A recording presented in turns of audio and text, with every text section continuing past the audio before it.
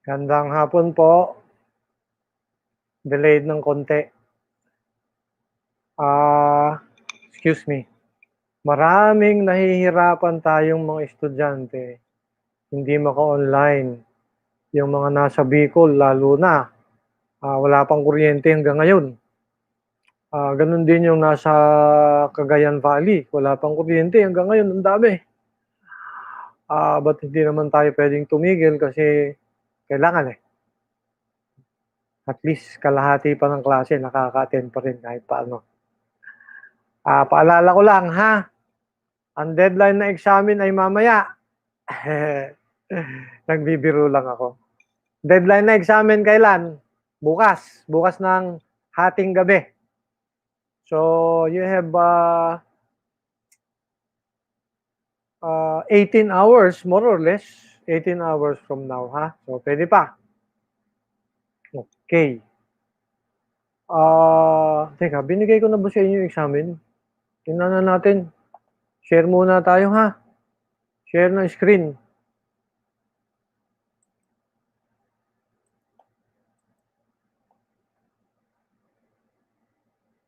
Share ng screen. Ano muna tayo, ha?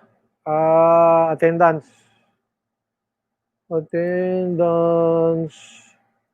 Nagdadalang isip ako sa examen natin kasi ang daming hindi pwede.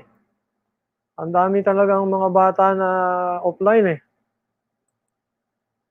Nagte-text na lang sa akin, SMS. Yan, attendance natin ha. Okay. Ang topic natin ngayon, yan, topic natin, mental models. Yung artificial intelligence tsaka concept of mind, pinag-usapan natin pero ito importante, mental models. Yan. Marami sa inyo, psychology students, kaya importante, panoodin niyo yan. Noong tayo ay nagbigay ng examen, day 18, may binigay ako sa inyong dalawa, no? Ito yung isa, panoodin ninyo, dalawang audiovisual material. Ito yung isa, ano yan, production ng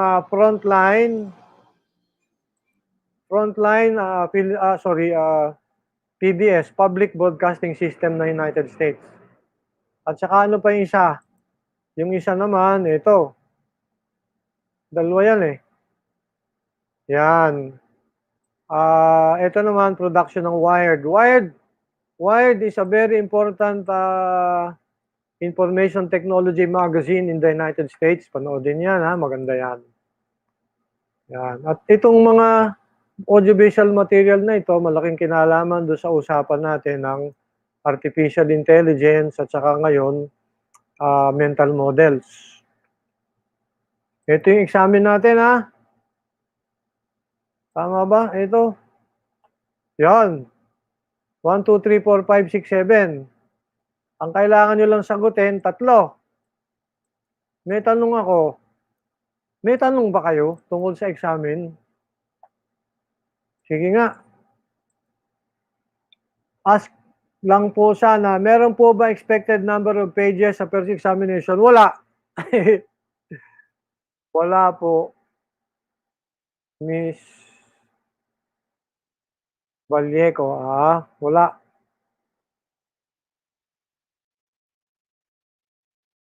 Kahit nga 1 page is pwede. Basta palagay ninyo, papasa Bahala kayo. Yan. Kailan ang deadline? Bukas pa ng hating gabi. Yan. So, nandiyan yung examen Balik tayo din sa pinag-uusapan natin. Ano yung pinag-uusapan natin? Ito Nasaan na yan? Artificial intelligence, concept of mind, mental models. Artificial intelligence, concept of mind, mental models. Ay, hindi ko pala naibigay sa inyo, Bale, bibigay ko ngayon para sagutan ninyo. You will have a few minutes to answer this. Pakisagot nga po. Everyone, ito yung ating Mentimeter for today. Can you please answer this? Hindi ko pala naibigay yung Mentimeter, ano? Attendance na ibigay ko. Ayan, I'll give you 5 minutes. Pakisagot po.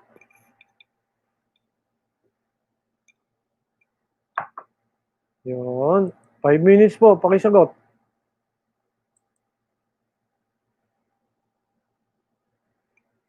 Uulitin lang natin para magandang usapan.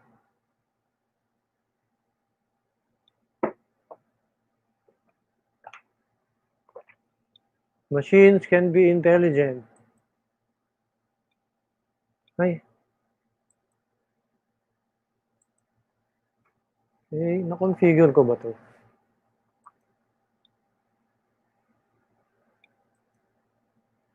Na-configure ko naman siya. 5 minutes. Pakisagot nga po.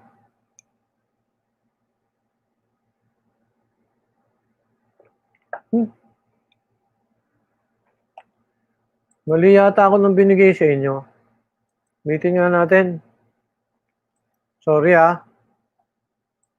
Ay, nako, Prof. De Villa. Hilo. Tama naman. Tama ba? Ay. Sorry, ito pala yung dapat. Talaga naman. Pasensya na po. Kaya pala walang sumasagot Yan.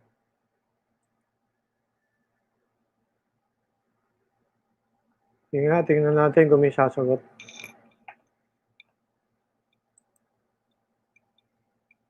Oo nga, ibang link napadala ko, Mr. Sarmiento. Mali! Kinorek ko na po At saka yan, tamang-tama, dumadating na ibang kaklase nyo. Ito na po yung tamang link.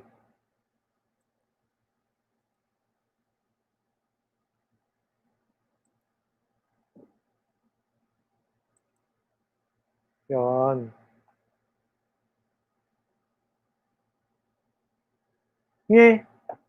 Mali yung spelling. Ayusin ko lang yung spelling Machines can be intelligent. Nakakahiya naman Professor De Villa. Hindi sa kabila. Machines can have minds. Yan. Possible life that is not biological nature. Yan. Grabe, no? Mga jablo na talaga kayo, no? Nire-review lang natin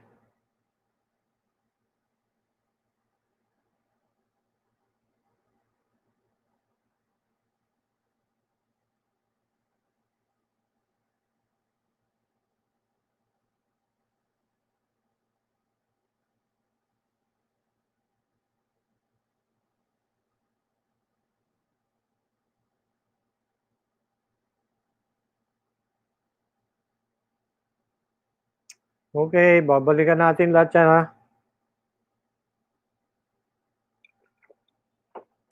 Okay. Anong topic natin? Mental models.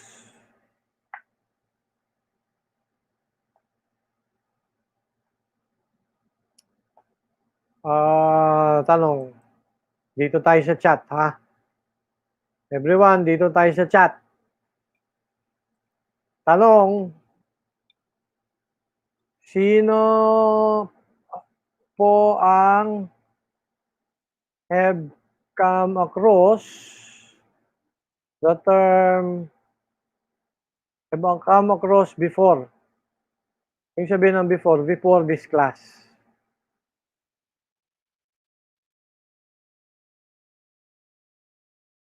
Across what? The term mental model.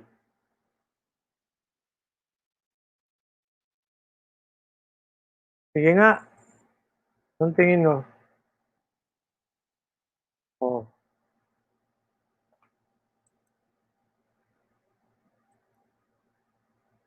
Dadagdag ko dito sa ano ha, saan?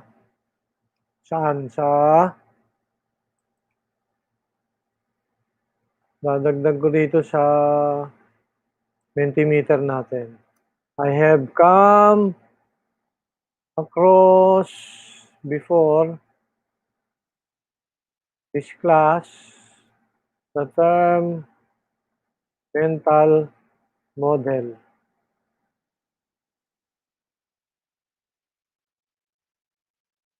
Familiar po ako. Yan, familiar. Ano ba yung spelling ko? Hirap eh, bulag ako ngayon eh. Yes, no, no answer. Sandali ah.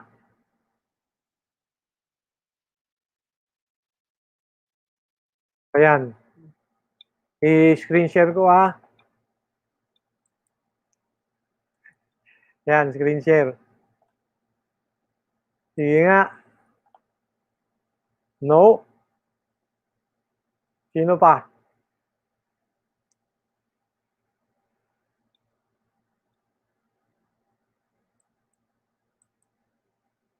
Yan, no.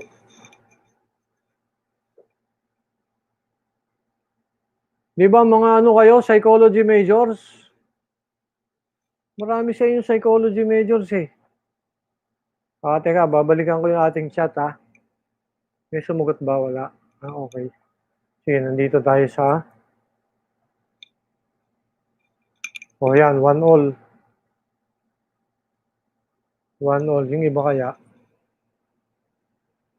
Hindi natin alam. Sige. Ganito na lang ha. Pag-usapan natin yung term mental model. Yun.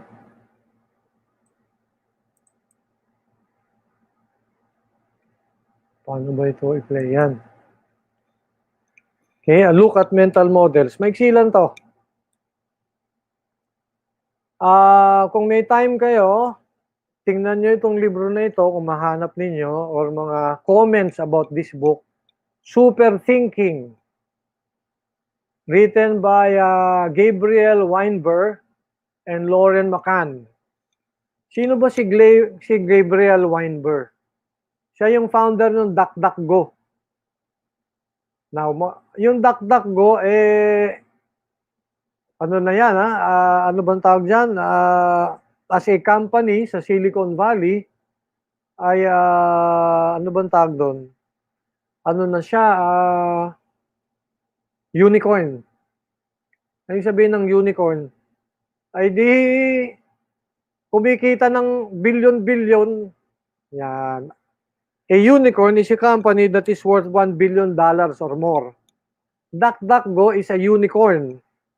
At sino ang CEO ng DuckDuckGo? Yan, si Gabriel Weinberg. Siya ang sumulat ng libro, Super Thinking. Ano ba yung libro na yan? Tungkol sa mental models. Isa lang halimbawa yan kung gaano ka-importante ang mental models ngayon as a concept.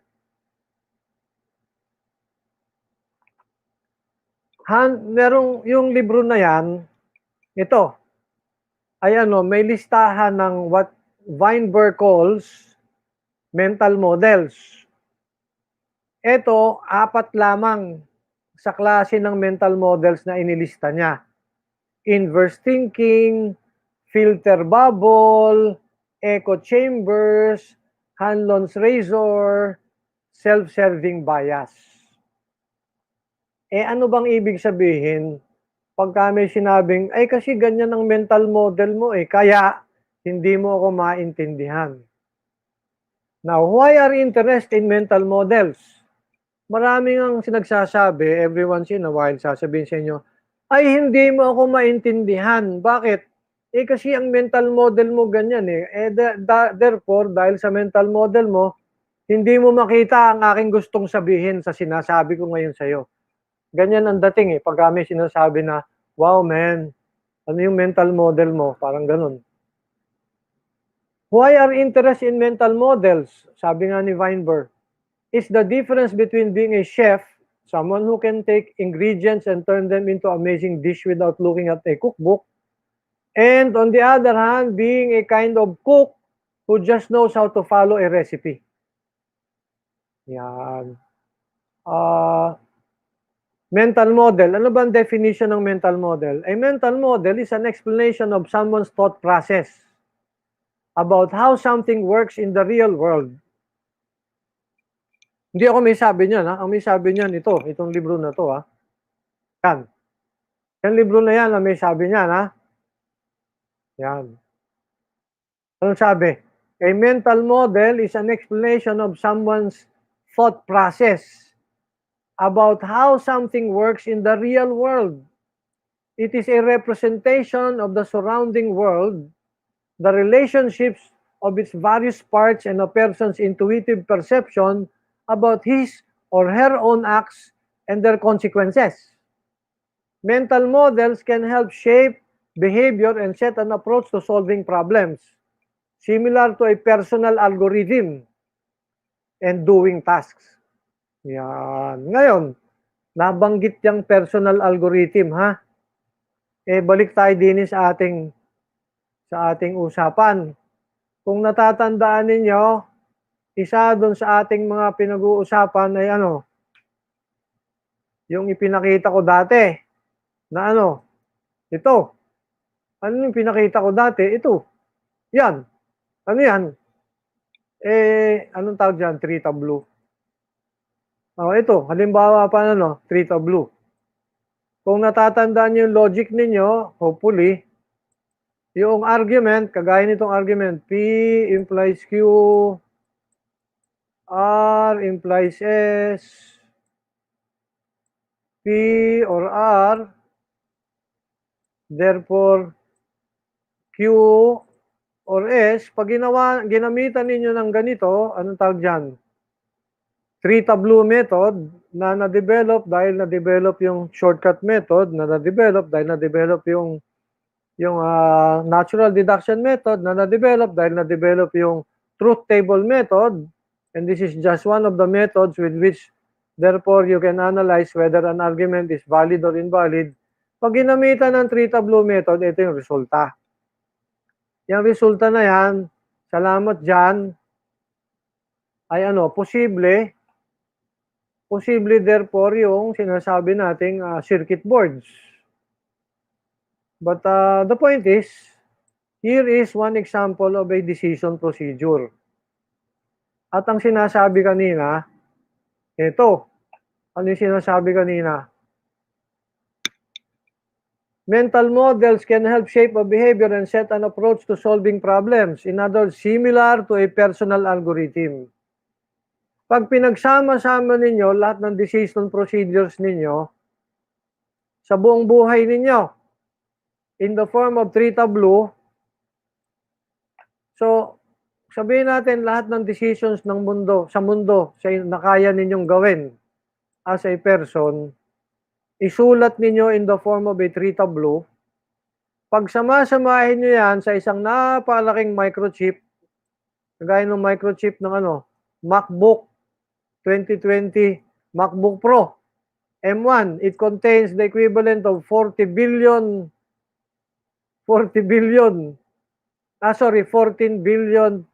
na transistors. Pag pinagsama-sama nyo lahat ng decision procedures ninyo, yun yung masabi nyong personal algorithm. At ang sinasabi nga dito, pag ikaw ay may mental model, yung inyong personal algorithm, yun na rin yun na nagagamit nyo to do your task. Ang unang gumamit ng term mental model, ito si Kenneth Craik. In 1943, he wrote The Nature of Explanation, libro. In this book, he first laid the foundation of the concept of mental models. He actually used the term mental model for the first time that we know it has been used in any literature. Ano yung sabi dyan? In this book, he first laid the foundation for the concept of mental models, that the mind forms models of reality and uses them to predict similar future events.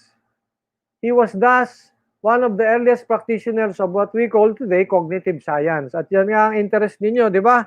Kayong mga psychology majors. In 1947 and 1948, his two-part paper, Theory of Human Operators in Control Systems, was published posthumously. At yung paper na yan, na pinablish, kasi namatay nasagasaan noong 1945. Pero 1947, yung paper niya, ipinablish pa rin. At yung paper niya, ayan may kinalaman sa concept of control systems. Bakit? Kasi pag ikaw may mental model, yun yung iyong algorithm. Yung algorithm mo, yun yung iyong control system. Yan. Anyway, pag-usapan natin mamaya. But the point is, eto si Kenneth Craig ay siya ay isang professional philosopher. Teacher na philosophy, hindi sa teacher ng science, hindi sa teacher ng engineering, teacher siya ng philosophy. Pero, yung work niya, ang foundation ng what we today call cognitive science. Yan ang mabigat dyan. Nung una nating nakita, pinaliwanag ko na ito sa inyo, inuulit ko lang, nung una nating nakita yung anatomy ng neurons na nadiskubre kailan noong late 19th century, hindi natin maintindihan. Later on lang, noong nauso, alin ang nauso? Nung nauso, ito ngang three tableau na sinasabi ko kanina pa. Nung nauso lang yan three tableau, tsaka lang natin naintindihan kung anong ibig sabihin ng neurons at ng anatomy of neurons. Bakit? Salamat nga diyan. Saan? Ulitin natin. Salamat diyan sa three tableau. Ito si Claude Shannon.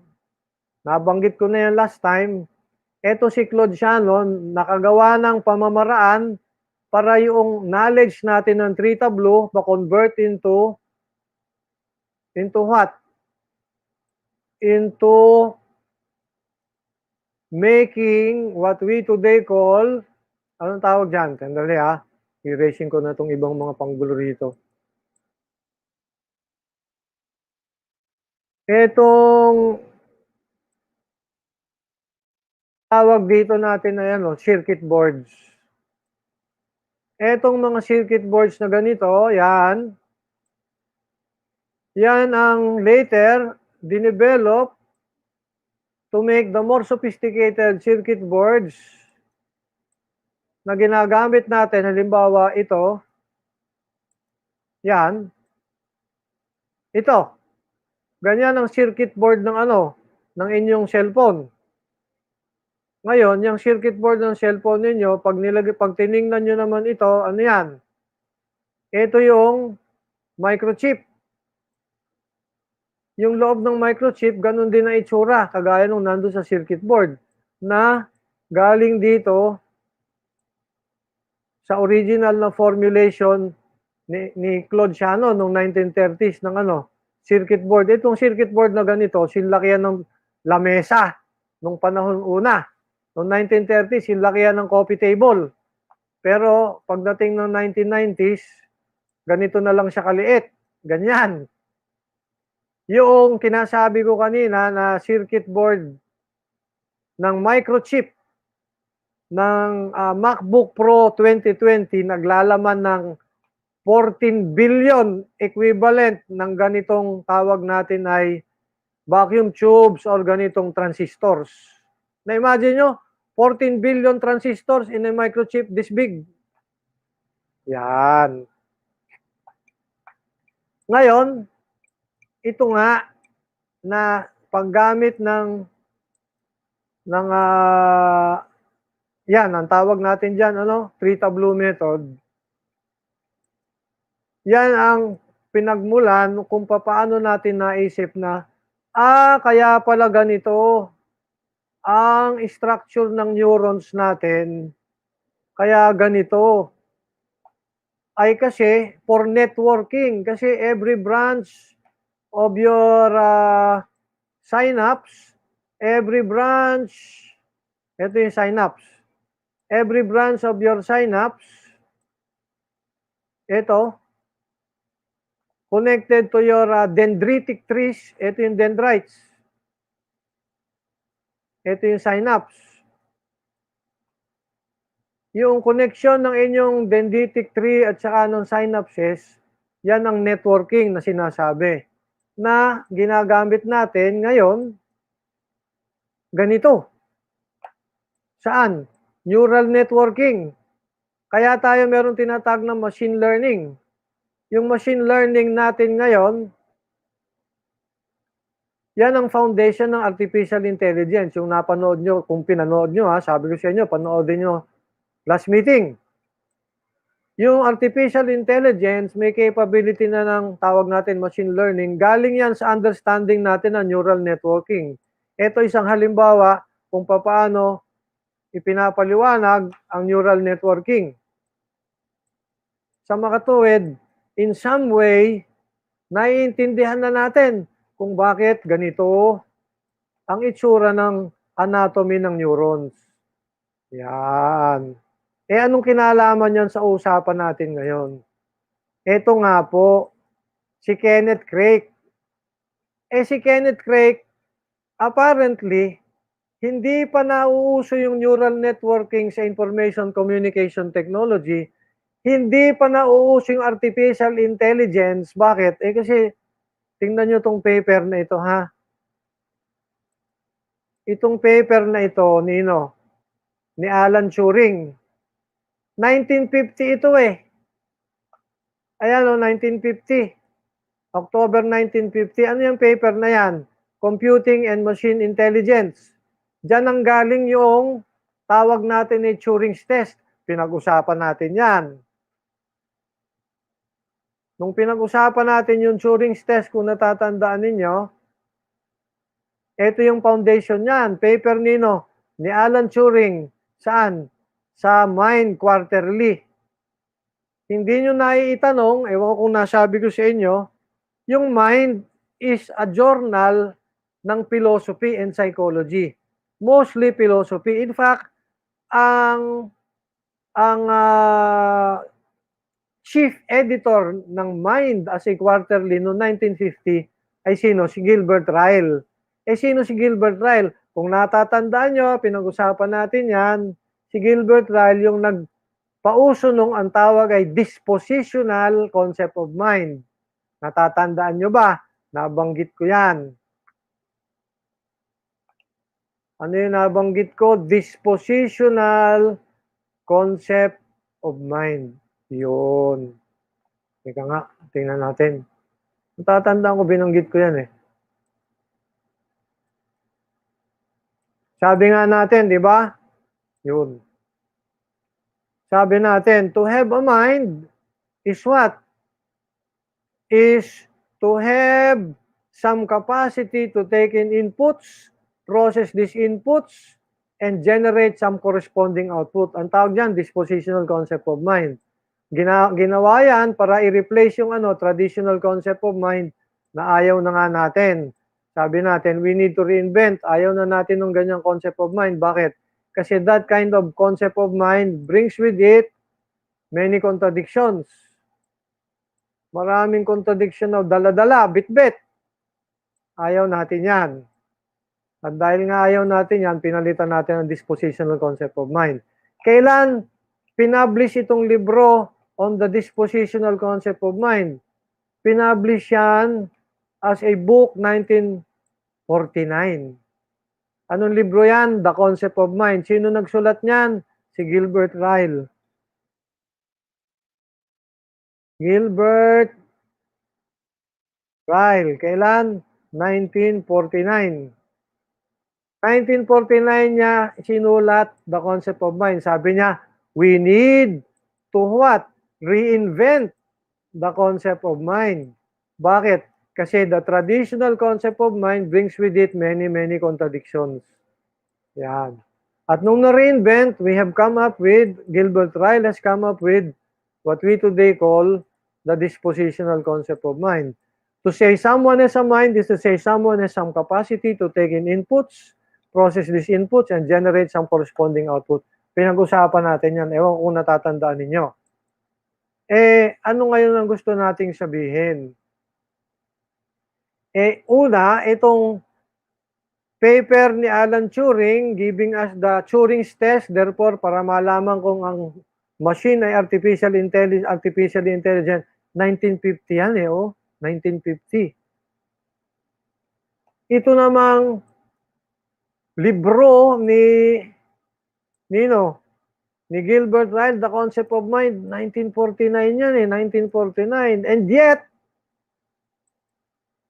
ito si Kenneth Craig, sinulat niya yung kanyang libro about mental models, 1943. Ayan, nandyan, 1943. Wala pa yung paper ni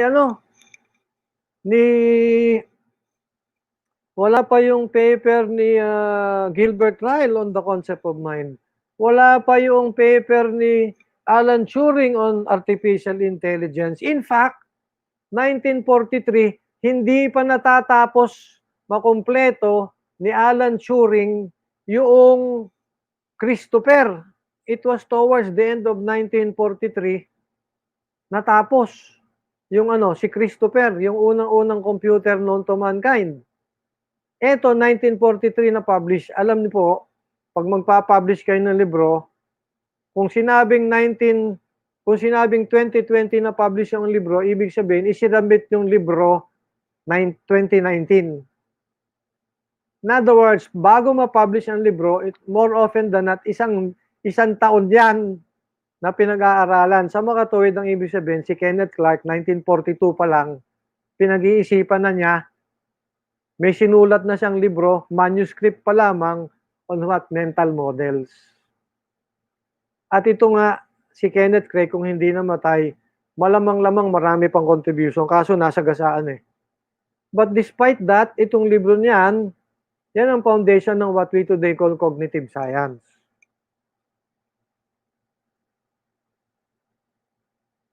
Noong nabuhay si Kenneth Craig, ng 1930s, nag-aaral pa siya, estudyante, and then 1940s, naging teacher saan sa philosophy, meron ng uso na ganitong machinery. Ang tawag dyan, anti-aircraft predictor. Yung anti-aircraft predictor, anong ginagawa niyan?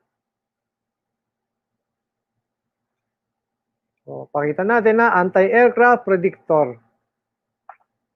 Paliwanag ko kung ano ibig sabihin ng anti-aircraft predictor.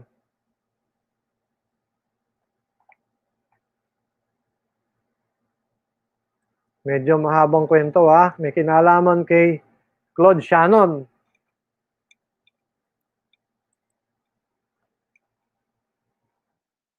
Claude Shannon. Anong ginawa ni Claude Shannon?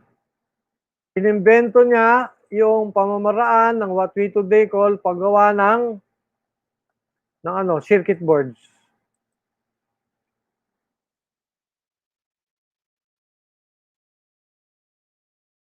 So, gumawa siya ng circuit boards. In other words, na-mechanize using electrical circuitry yung algorithms ng mga tao. Kaya lang, syempre, ang mangyayari, one circuit board, one algorithm. So, kunyari, may algorithm ka kung ano man yan. Kunyari, merong algorithm kung ano man yan, equivalent yan isang circuit board. Another algorithm, isang circuit board. Another algorithm, isang circuit board. But the point is, salamat kay Claude Shannon dun sa kanyang paper, A Symbolic Analysis of Relay and Switching Circuits, nagawa niya ng paraan na yung human capacity to make decisions represented in circuit boards. Now, magkagera nga. At naimbento yung tawag natin ay radar.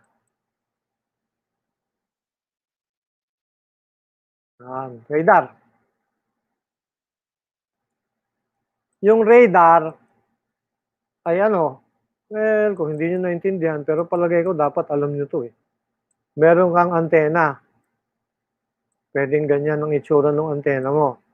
Yung antena mo, ay ano, transmitter. Nagtatransmit ng signal ng ano, sounds. Kung merong eroplano, kunyari lang, eroplano somewhere, kunyari lang ha, yan, kunyari lang na may eroplano, pag tinamaan ng signal, magbabounce back yung signal, ano yun, yung sounds. Pagbalik ng sound, malalaman dun sa radar kung nasaan yung eroplano. Ito yung problema. Kunyari ikaw, may mapa. May mapa ka, nandito yung eroplano. Diyan, somewhere.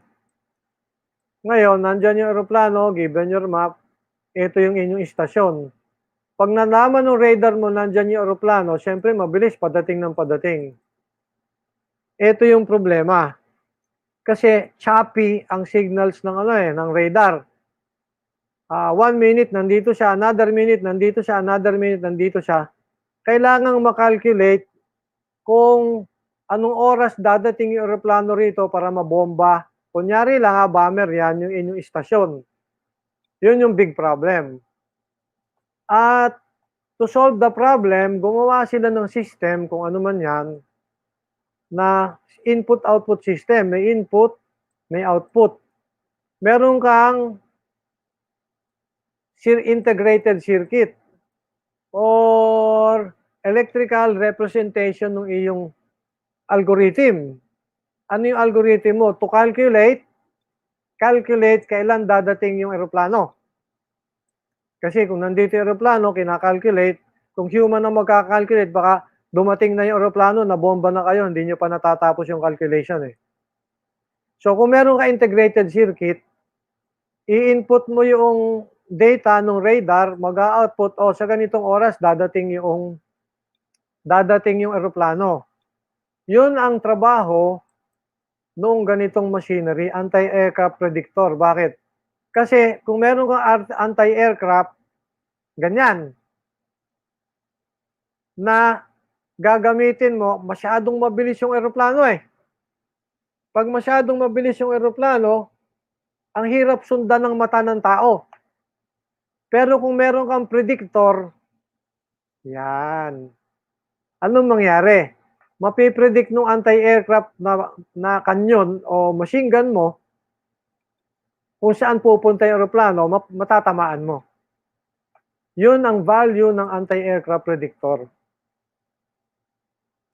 So, yung anti-aircraft predictor, on one hand, may radar, may connection sa radar, at merong connection dun sa anti-aircraft na barrel o kanyon, at merong integrated circuit na nagkakalculate. Yan. In some ways, para siyang computer, pero very specific yung kanyang gamit. At saka, hindi completely automated yung system. Merong parts nung system ng anti-aircraft predictor na manual ang ginagamit. Tao. Yan. Now, ito yung sinasabi ni Craig doon sa kanyang libro. If the organism carries a small-scale model, let me repeat, if an organism carries a small-scale model of external reality and of its own possible actions, bakit possible actions? Kasi magpipredict ka nga eh. Within its head, it is able to try out various alternatives. In other words, magkakaroon ng scenario number 1, scenario number 2, number 3, number 4, number 5, various alternatives, conclude with which is the best of them, react to the future situations before they arise. Utilize the knowledge of past events in dealing with the present and future, and in every way to react with much fuller, safer, and more competent manner to the emergencies which face it. Isa lang yan sa makukot natin sa libro ni Kenneth Craig. And sino si Kenneth Craig? Teacher ng philosophy. Hindi engineer, hindi doktor, hindi mathematician. Ang sinasabi natin, Ini-imagine ni Kenneth Craig na parang ganitong machinery yung human brain. Yang machinery na yan ay may capability to get in input. Ano yung input? Yung radar input kung saan nanggagaling yung eroplano. Kunyari, eroplano. At dahil nakikita kung saan nanggagaling yung eroplano, based on the data of the past, nagka-calculate and therefore nagka-calculate na pipredict niya saan pupunta yung eroplano. Merong mga possibilities na nakakalculate. At pag na-calculate, therefore will make its own adjustment, and in the case of the anti-aircraft, siya mag-a-adjust kung saan puputok yung anti-aircraft na machinery. Ang sinasabi ni Kenneth Craig, ganun din, sabi niya, no? Kung may organism that carries a small-scale model of the external reality and of its own possible actions, hindi lang siya may model ng reality, may model siya ng kanyang sarili, yung organism, within its head, within what? The brain of the organism. It is able to try out various alternatives, conclude which is the best of them, react to future situations before they arise, and therefore is able to what? Predict the future and have control over its destiny.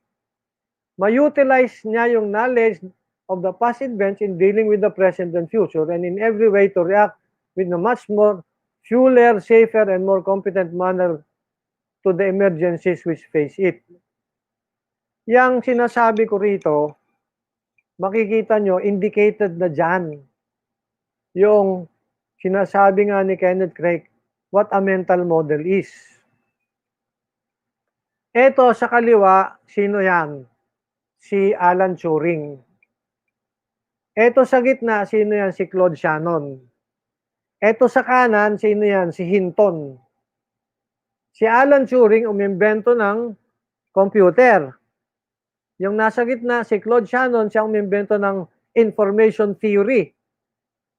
Pag-uusapan din natin uli yan. Ito si Hinton, siyang umimbento ng neural networking. Yung lahat ng mga sinasabi nila ay embedded na rito sa sinasabi ni Kenneth Craig, lalo na pag binasa niyo yung libro niya. Kung natatandaan ninyo, kung pinanood ninyo yung sabi kong panoodin ninyo, itong robot na ito, hopefully nakita nyo yan. Yan yung robot ng Boston Dynamics na ang ginagawa, nagsa-somersault. Bakit? Kasi using the techniques ni Hinton, itong nasa kanan, artificially intelligent yan, yung Boston Dynamics robot na yan. And ano yung foundation yan? Yan. Sabi ko nga kanina, ano yan? 3 tableau. Circuit board. 3 tableau circuit board. Under the electron microscope, ganyan ang itsura ng mga circuit board ngayon. Sabi ko nga kanina, yung M1, which is the microchip ng 2020 Apple MacBook Pro, naglalaman na equivalent ng 14 billion equivalent of transistors or ano nga ba yung nabanggit natin, vacuum tubes. Nandyan na tayo sa situation na yan. Yung decision procedure na sinasabi nga natin na algorithms, ganyan ang networking na nangyayari. Ganyan. And lahat yan, implied dito sa libro ni Kenneth Craig, kung saan unang nagamit ang expression mental model. Yan. Ngayon, balik tayo dun sa ating pinag-uusapan dati. Ano ba yung mga pinag-uusapan dati kung natatandaan ninyo? Meron tayong pinag-uusapan, conceptual frameworks. Remember?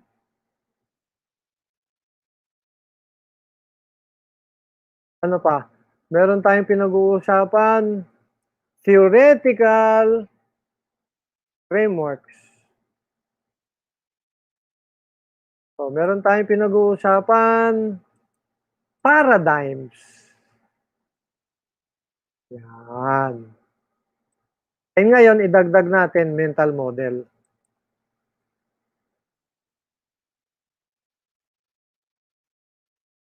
Itong paradigms as used today ay isinulat nga ni Thomas Kuhn, 1960s. Pinag-usapan na natin yan. Theoretical frameworks, conceptual frameworks, na highlight yan gawa nun sa paggamit ni Thomas Kuhn ng expression paradigm. Santabi muna natin itong mental model. When you have a term, what is a term? It's something that we use. Use as what? A tool. What kind of a tool is a term? A tool used for referring to meanings. Or sometimes we call meanings what?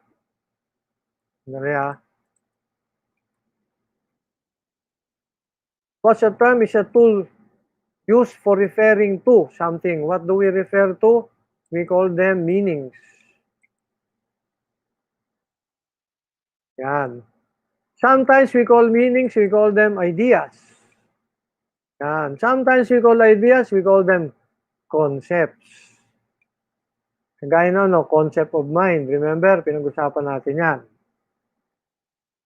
Now, when you have a term, it is of course part of a language. Now, what is a language? Very simple. A language is a system of terms. So you have term, mali. So you have one term. If you connect them to one another by some set of rules called the rules of syntax, then you have a language. In other words, a term is what? Part of a framework of terms, and therefore a language. And what is a language? A language is another way of looking at a conceptual framework. Yan. Now, of course, if you have terms, then you have sentences.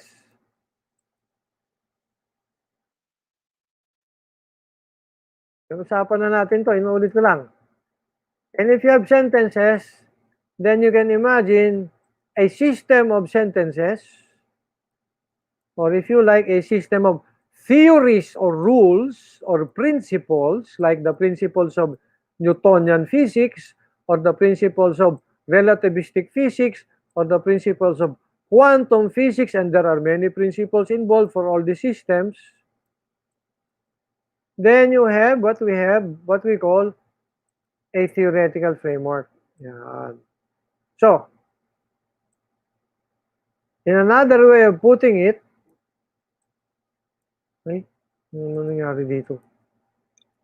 Dali Terms, paradigms can be seen as some way of looking at some conceptual framework or theoretical framework or a paradigm. Another way of looking at a paradigm is what? Well, a paradigm, sandali halagyan natin ng S to. S. Conceptual frameworks. Paradigms are, in many ways, conceptual frameworks. In many ways, theoretical frameworks. Sometimes they're called worldviews.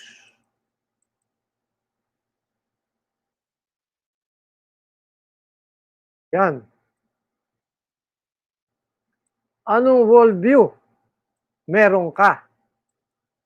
When you point out somebody's worldview, in the parlance of business, that's what's happening when you are now pointing to, eto na, what a businessman like Gabriel Weinberg would call a mental model.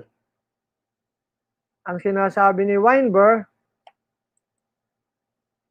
pwedeng meron kang mental model that prevents you from becoming productive as a businessman. Pwede kang may mental model that prevents you from being innovative with your business. Or pwede kang meron kang mental model na ano, na prevents you from understanding your personnel in your business.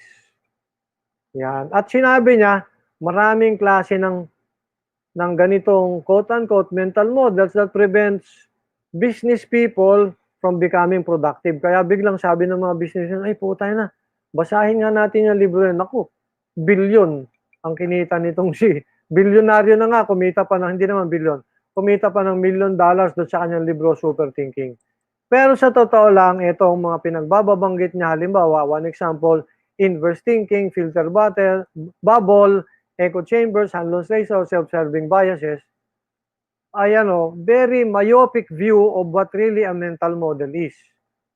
Yung tunay na gustong mangyari ni Kenneth Craig ay bagamat related sa sinasabi ni Weinberg, malayo. Bakit? Panik tayo dito. Ano namang ibig sabihin ba ng may worldview? Well, pinaliwanag na natin, may conceptual framework, may theoretical framework, may paradigm.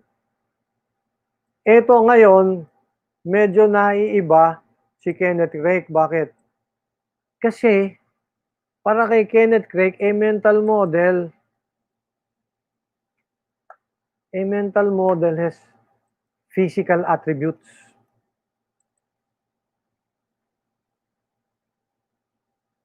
Ay, muli. Tulad naman natin. Mental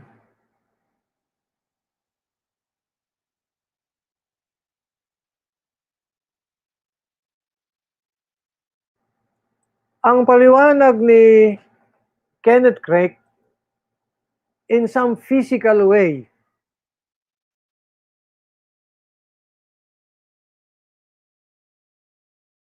yung brains natin with our neurons, imagine nyo, ito yung mind mo, at ito naman yung iyong brain, which is a physical material thing. Right? You have a bicameral brain, kunyari lang brain mo yan. At yung brain mo, maraming folds. By the way, yung mga folds ng brain nyo, namomodel na natin ngayon eh. Kung ano ibig sabihin ng mga folds ng mga yan. So, what's this supposed to be your brain?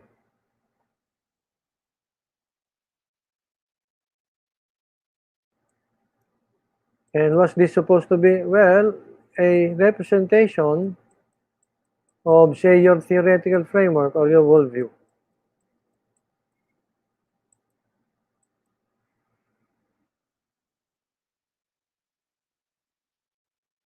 Or your paradigm.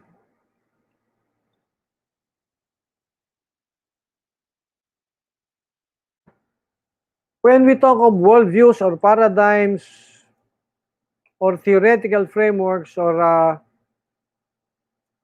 conceptual frameworks,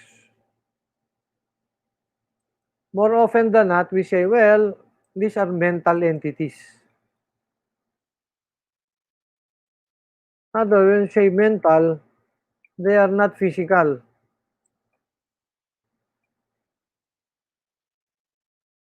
Yan. Dito naiiba si Kenneth Craig. Nung pinapaliwanag niya yung concept niya ng mental model, it's in a very physical manner. Na sinasabi niya, 1943 sinasabi niya.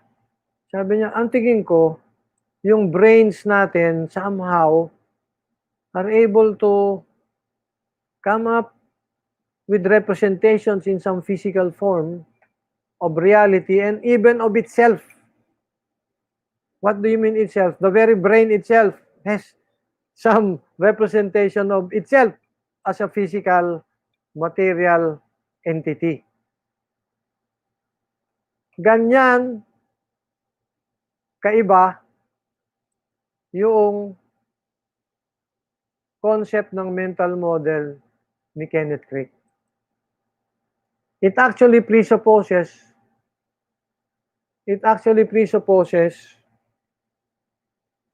what later, but only later, will be presupposed by, on one hand, Gilbert Ryle when he reinvents the concept of mind years later, or yung artificial intelligence, yung concept na foundation ng artificial intelligence ni concept of artificial intelligence ni Alan Turing 1950. Ito yan si Kenneth Craig. Ngayon, tatanungin ko kayo. Hopefully, kahit paano, na-sketch lang naman na-sketch ninyo kung yung pinag-uusapan natin. Kasi dito, meron tayong pinag-uusapan eh. Kaya nga, lalo na kayo, mga psychology majors kayo eh. Psychology majors, tinanong ko kayo, can machines be intelligent? Sa lahat na sumagot sa inyo, 100% yes. Siyempre, pinag-usapan na natin artificial intelligence eh. Ano pa, pinag-usapan natin dispositional concept of mind. Tinanong natin, can machines have minds? Dalawa lang sa inyo nagsabing hindi. Merong isa, no answer, palaisipan. Lamang pa rin yung yes. Yan. Possible to have life that is not biological. Pinag-usapan din natin yan. 3 words that indicate intelligence. Wala kayong masyadong consensus. Merong konti about what? Reasoning. Konti lang. Pinag-usapan na natin yan. First day of classes pa. Reasoning. Ito ngayon yung pabigat na usapan. Humans have both bodies and minds. Of course, we know that. Bodies affect minds. Of course, we know that. Minds affect bodies. Of course, we know that. Problema tayo. Bakit? Bodies are in space-time. They can be measured in terms of length, width, and height, and they exist in time. But minds are not. Minds are not in space-time. Minds exist in space-time. Sabi nung iba, yes. Excuse me.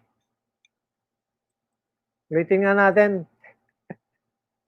Excuse me. Minds exist in space-time.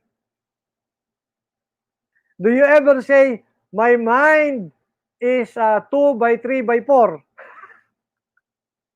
I have a 5-foot mind. Parang, ang labo naman yan. Minds exist in space-time? Kaya nga sinabi ni Gilbert Ryle, ulitin natin Kaya nga sinabi ni Gilbert Ryle, dapat baguhin natin yung concept of mind. To say someone has a mind is not anymore to say something exists that you can have, put in your pocket or under your tongue or under your kilikili or inside your brain that you can. To say someone has a mind is not to say someone has something. To say someone has a mind is to say someone has the capacity. Hindi na siya substance, capacity. Capacity to what? Take in inputs, process inputs, generate output. Kaya nga tawag natin dispositional concept of mind. When a person, a parrot, and a machine recite some line of poem, would it be possible to say they're reciting in the same way? Yes. Bakit?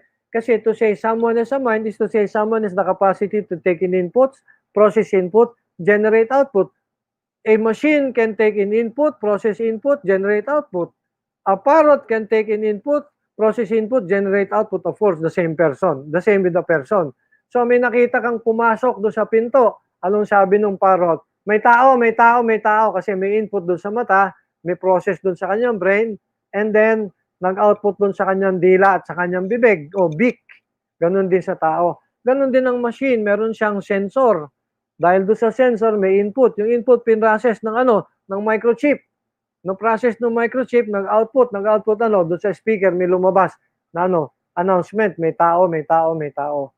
So, we can now say, when a person in a parrot and a machine recite some line of poem, it will be possible to say that they're reciting in the same way. Why? Because all of them have minds, pero in a dispositional capacity of mind. Sorry, in a dispositional concept of mind. Yan. Impossible, 50-50% error with Turing's test. Sabi nga natin, not impossible. Kaya nga na-invento yung artificial intelligence as a discipline. Pero originally, discipline ng philosophy. Ang publication nga nandun eh. Ano yung publication? Publication sa philosophy journal. Yan. I have come across before this class the term mental model. Sabi ninyo, meron 4, 2 hindi. Yun na nga ang sinasabi natin. Balik ngayon tayo din eh. Sana. Ay, wala pala rito. Dito. Halimbawa, what does it mean to say someone has a mental model? Halimbawa lang. Merong probinsya. Yung probinsya may ospital. Yung ospital, merong nagpapatakbo ng ospital. Ano yung ospital? Provincial hospital, ospital ng gobyerno. Sino yung nagpapatakbo ng ospital ng gobyerno? Ay bata ni Duterte. Bata ni Duterte. Ngayon, anong nangyari? Mayroong nagkasakit. Umuwi ng probinsya, nagkasakit. Baka COVID. Yan. Ano ngayon ang nangyari? Well, kunyari lang ha. Pagdating doon sa ospital, ay sa madalit sabi, hindi inasikaso. Bakit? Kasi yung ospital ay hindi naniniwala na may COVID na nagkalat dito. Bakit? Kasi yung mental model noong nagpapatakbo ng ospital ay believe na believe sa kay Duterte. Bakit? Kasi meron siyang pag-iisip, meron siyang mental model na sinasabi, kasi sabi ni Duterte, ay po tayo nakalokohan yung COVID na yan. Nothing to be afraid of. And tapos, ano pa? Itong nagpapatakbo ng ospital ay ang pinapaniwalaan ay sino lamang mga kasama nila. Yung labas ng kanilang mga samahan, ang tingin nila kaaway. Mga dilawan. Kayo, mga dilawang kayo. Kayo, mga walang alam sa mundo, etc. Sa makatuwid, anong nangyayari? May echo chamber. Ano yung echo chamber? Ang nadidinig lang nila, puro yung mga gusto nilang madinig. Ayan, mababasa ninyo. Isa doon sa mga mental models na nababanggit ni Weinberg. May mga ganun tayong pagkakataon na kung sino-sino yung magkakabarkada, sino-sino lamang yung nag-uusap-usap, sila lang ang nagkakaintindihan. May echo chamber. Sabi nga ni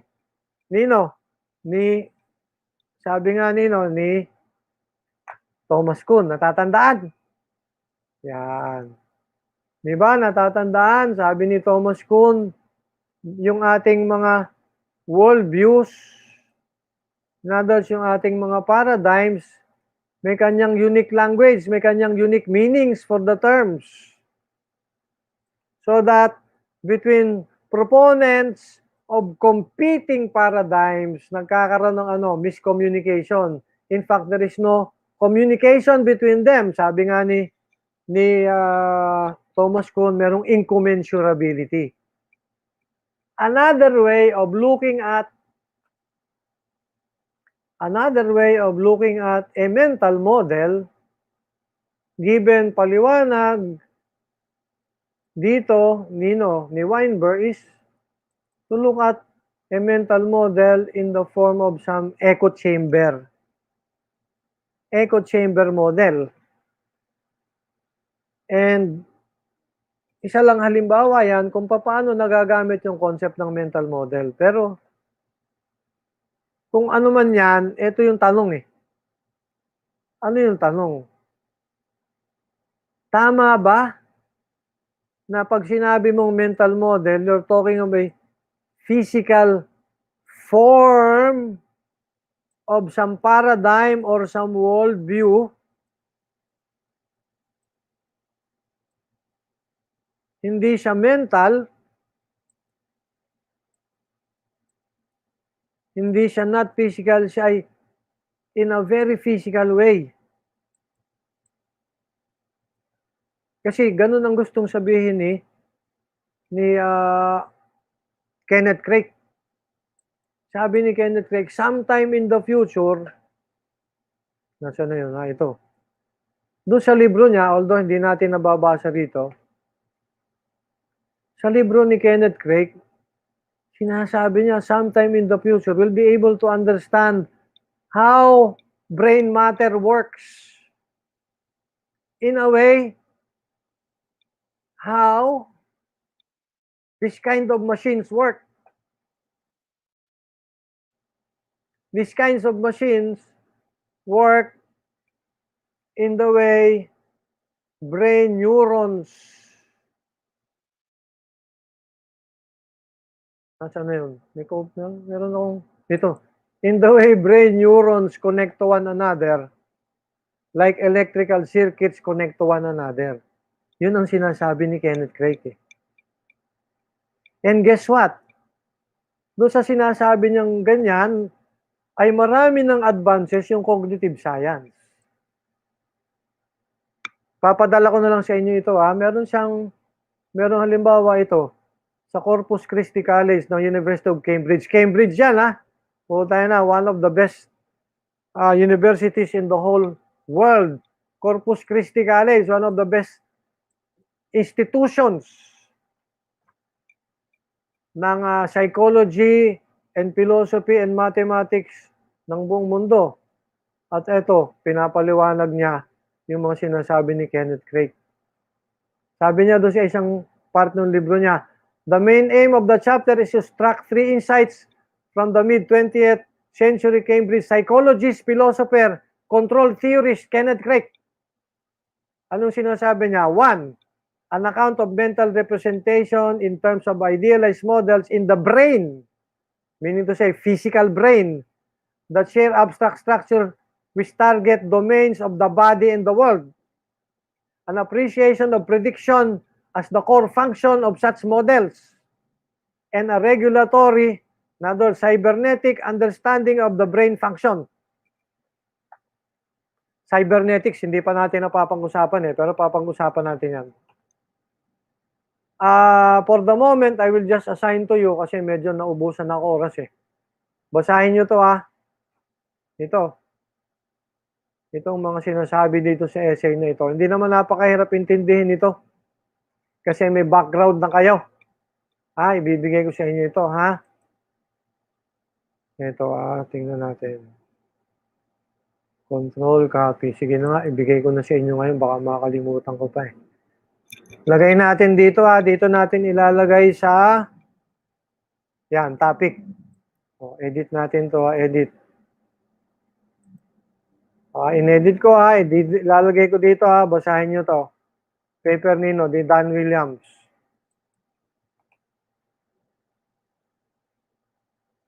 About what? Mental models ni Kenneth Craig.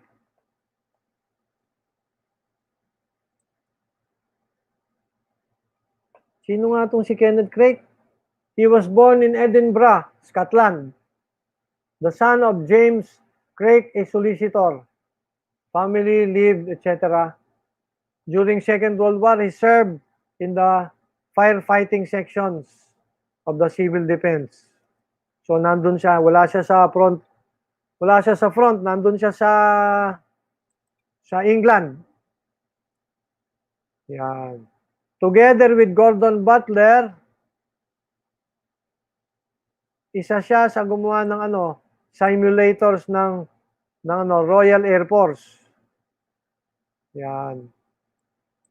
Anyway, namatay nga siya, nasagasaan ng kotse. Yan. A car struck his bicycle and then he died. Now, balik tayo din eh. A physical way of understanding how we process our theoretical frameworks, our paradigms, our worldview. Eto ngayon, ang generation nyo about to jump into that world. When you think of mental models, in other words, when you think of paradigms in some physical way, what's a mental model? It's a physical formulation of your paradigm or your worldview, a physical formulation of your theoretical framework, a physical formulation of your conceptual framework. That's what a mental model is originally, in the way Kenneth Craig has thought about it. Physical way in the sense that having to do with neurons that are the foundation of your brain structure. Yan po ang medyo, yan na nga, pinag-uusapan natin.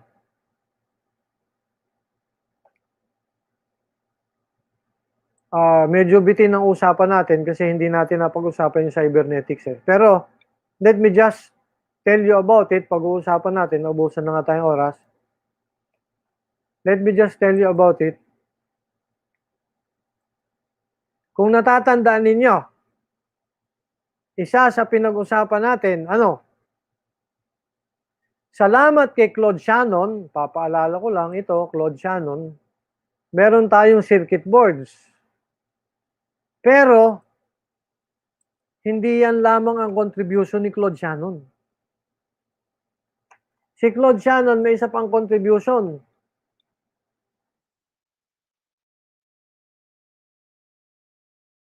Claude Shannon.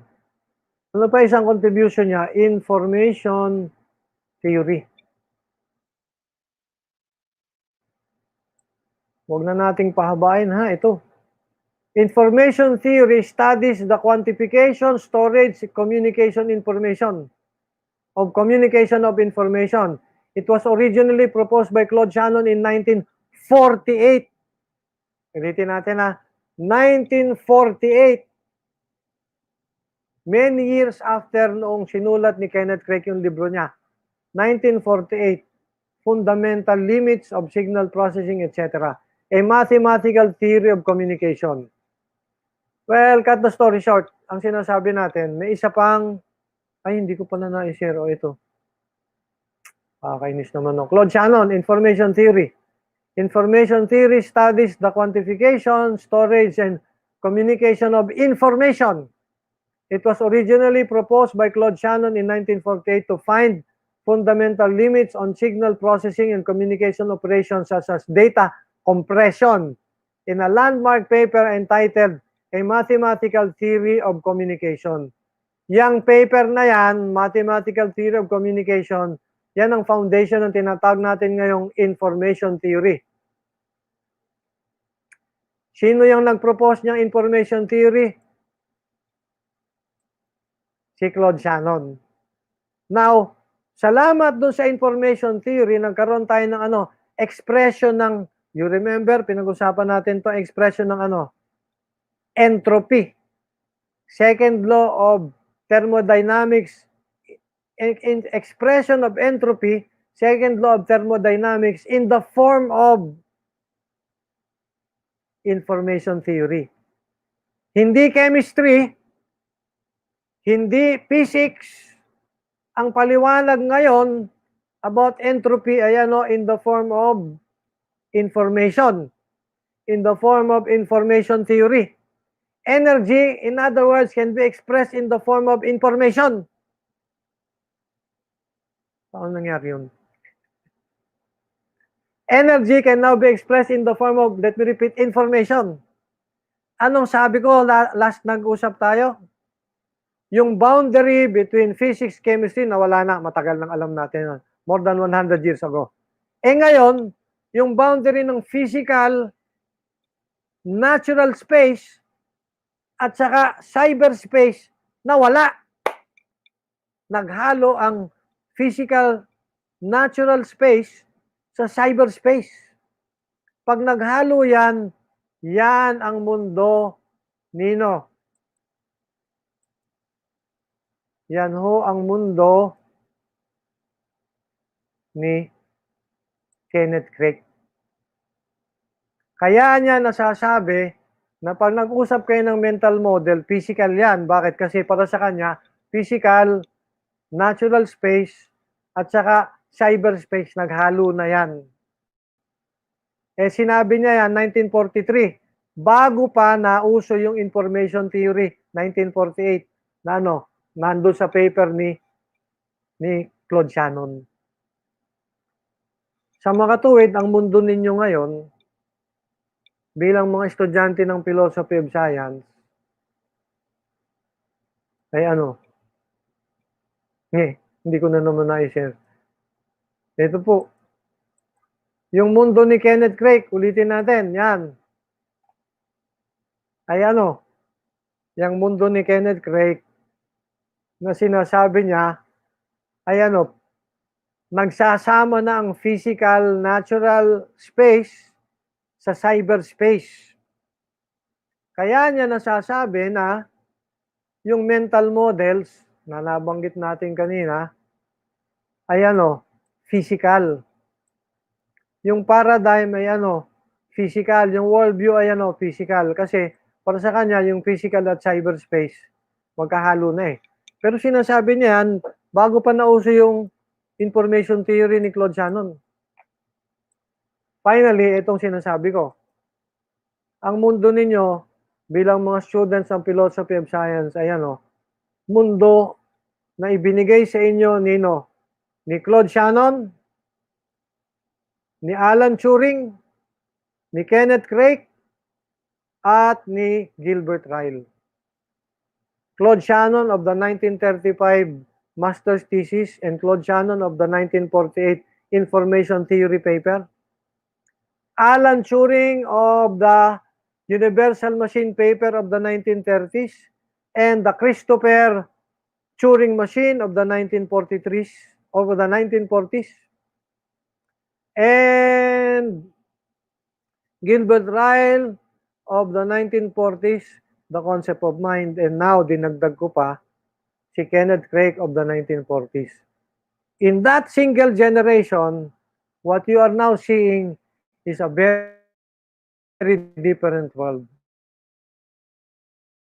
Mundo ng Philosophy of Science. Magandang hapon po, pasensya na ha. Sa ngayon siguro medyo nakakalito, pero sa iba siguro hindi. Tingnan natin, yan na importante sa inyong generation. Peace man.